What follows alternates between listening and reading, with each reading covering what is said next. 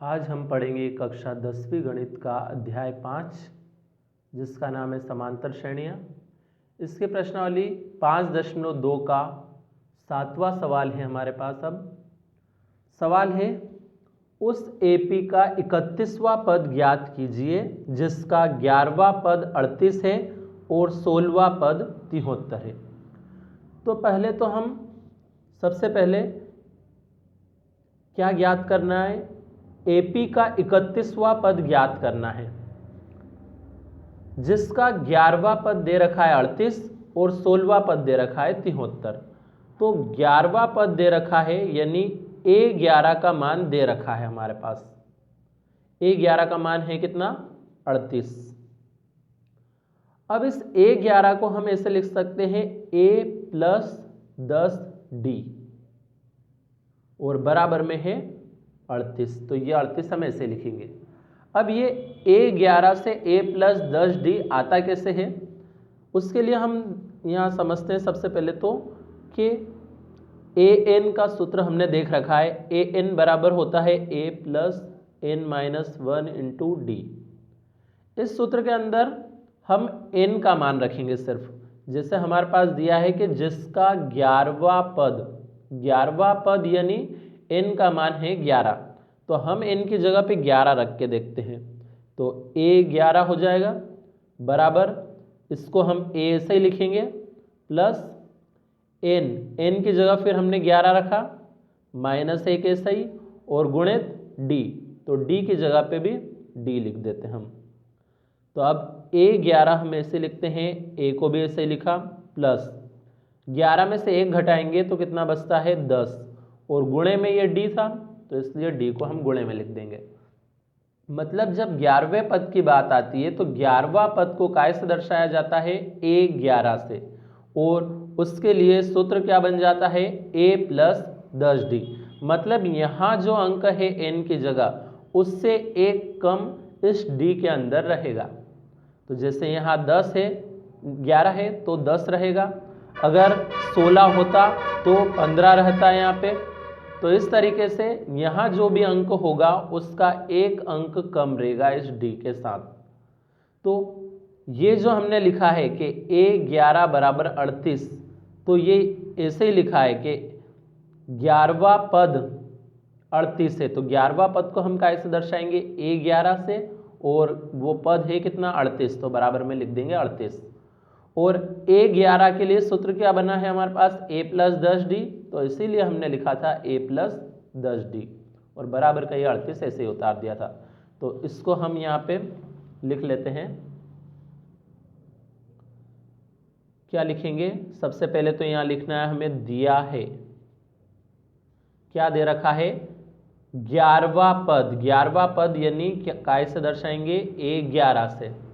तो 11वां पद दे कितना रखा है 38, तो बराबर में लिखा हमने 38। अब A11 को क्या लिख सकते हैं, अभी हाल हमने देखा A11 बराबर लिख सकते हैं A + 10D। वो किस सूत्र से लिखा है, सूत्र वही A वाले सूत्र से हमने लिखा है। तो उसमें n की जगह 11 रखा, तो इधर तो 11 रहा लेकिन इधर 11 में से 1 घट के 10 बचा। मतलब यहाँ जो भी संख्या होगी उसका एक कम रहेगा इधर। तो अगर A11 है तो A11 के लिए हम क्या लिख सकते हैं, A + 10D लिख सकते हैं।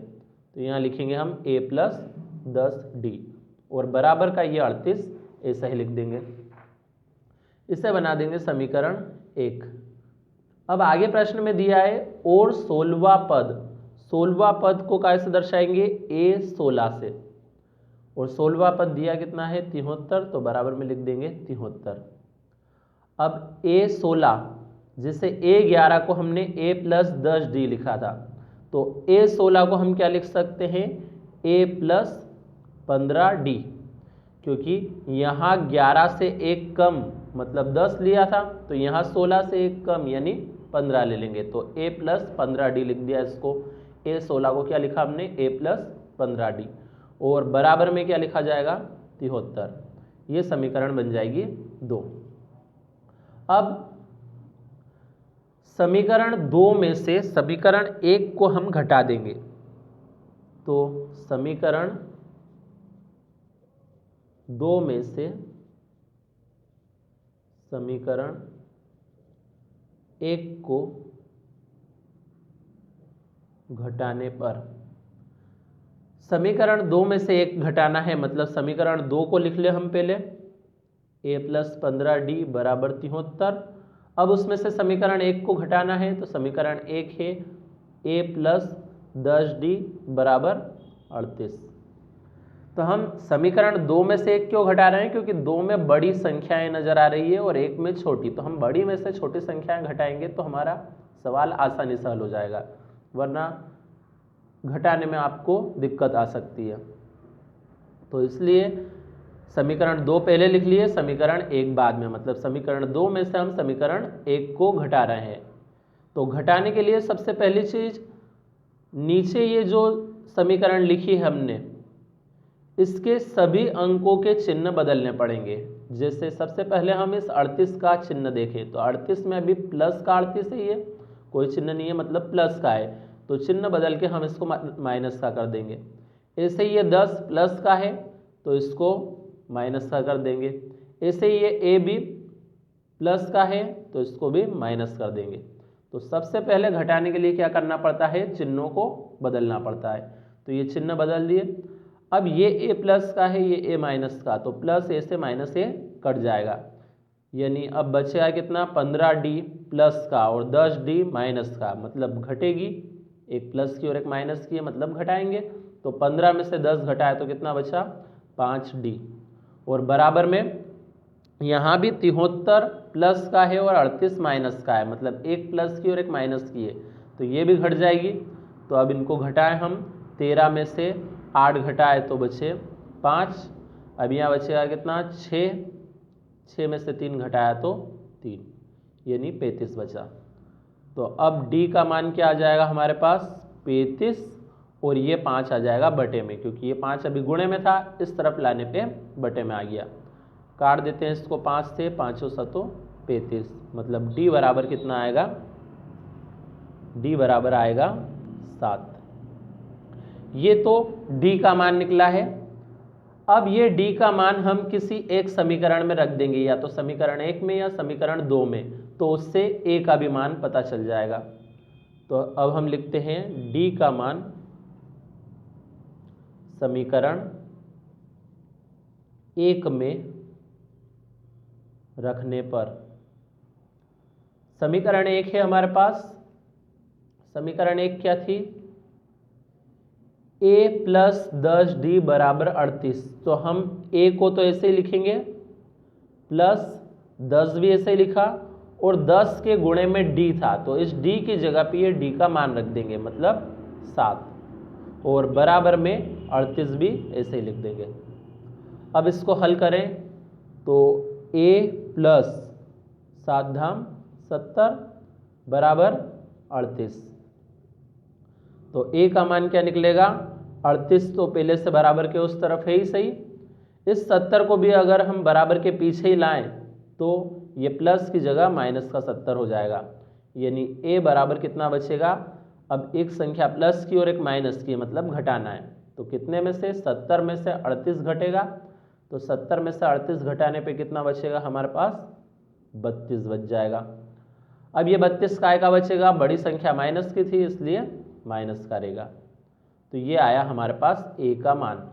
तो ये तो d और a के मान ज्ञात हुए, लेकिन हमें प्रश्न में क्या ज्ञात करना था, हमें प्रश्न में ज्ञात करना था कि उस AP का 31वां पद ज्ञात कीजिए, मतलब हमें तो 31वां पद ज्ञात करना है। तो अब हम 31वां पद ज्ञात करेंगे, तो 31वां पद ज्ञात करने के लिए अब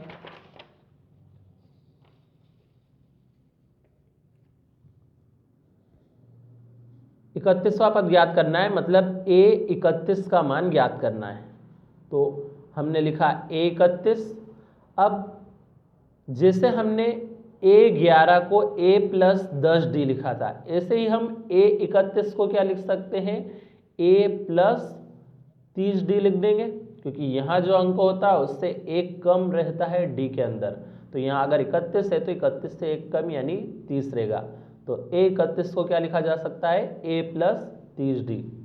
अब इसके अंदर हम मान रख लेते हैं, तो A31 बराबर A की जगह तो A का मान रखें हम, A का मान कितना है -32 प्लस 30 ऐसे ही लिखेंगे और गुणित D। D का मान हमने निकाला था, कितना आया था, D का मान आया था 7, तो हम D की जगह पे रख देंगे 7। अब A31 ऐसे ही रहेगा, ये -32 भी ऐसे ही लिखा, प्लस 30 में पहले 7 का हम गुणा करेंगे, पहले गुणा होगा उसके बाद जो संख्या आएगी उसका इस 32 में जोड़ या घटाओ। तो पहले हमको गुणा करना है, तो 30 का जब हम 7 में गुणा करते हैं तो कितना आता है 210। अब यहाँ अगर देखा जाए तो एक संख्या माइनस की है और एक संख्या प्लस की है, यानी कि घटेंगे। तो 210 में से जब हम 32 घटाएंगे तो हमारे पास कितना बचेगा 178, और बड़ी संख्या प्लस की थी इसलिए ये 178 प्लस का रहेगा।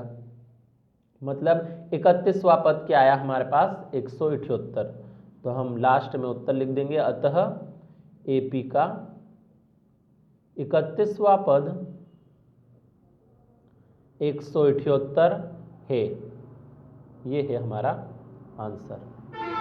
अब चाहें तो आप इसका स्क्रीनशॉट ले सकते हैं, पहले इतना स्क्रीनशॉट ले लीजिए, उसके बाद ये बचे हुए हिस्से का स्क्रीनशॉट ले लीजिए। तो इस तरीके से ये सवाल हमारा कंप्लीट हुआ।